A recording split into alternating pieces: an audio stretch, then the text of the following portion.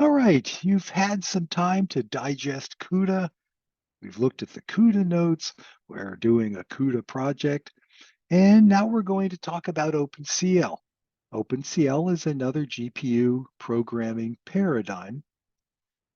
It was created after CUDA. In some ways, it learned some things from CUDA. In some ways, it did its own development. But it's different. Now, underneath, it does the same thing CUDA does. It has to, right? That is, you don't swap boards.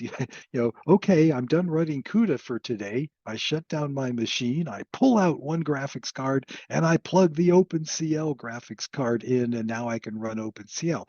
No, they're using the same graphics cards. So underneath, they have to be doing the same operations, but how you get at it is different. And that's why we're doing both, is I'd like you to see the two different ways of thinking about it. Okay, CUDA summary.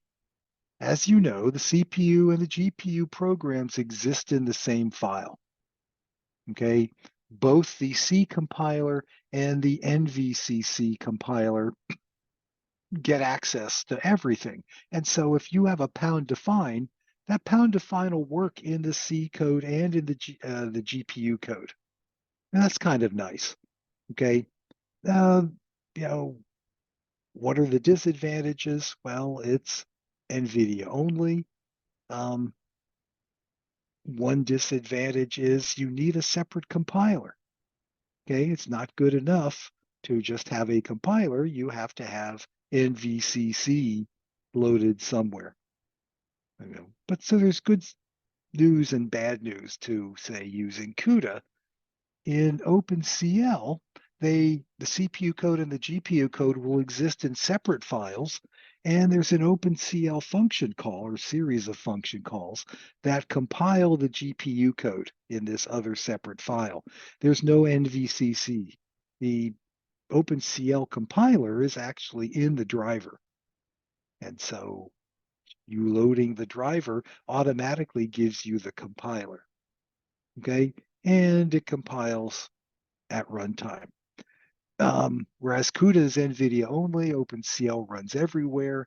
NVIDIA GPUs, AMD CPUs and GPUs, Intel CPUs and GPUs, and even gate arrays. So yeah, OpenCL is more universal. CUDA is probably most or better respected, say, in the research community. CUDA's been around longer, and NVIDIA throws gobs of support at it.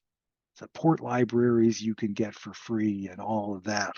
Whereas OpenCL is probably more popular in the production community where people care about having one code base that runs everywhere.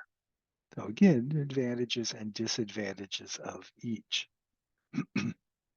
Okay, yeah. But in here, here's where they overlap. They both have to allocate data space in GPU memory. CUDA does it one way, OpenCL does it another. They both have to transfer data from the CPU to the GPU.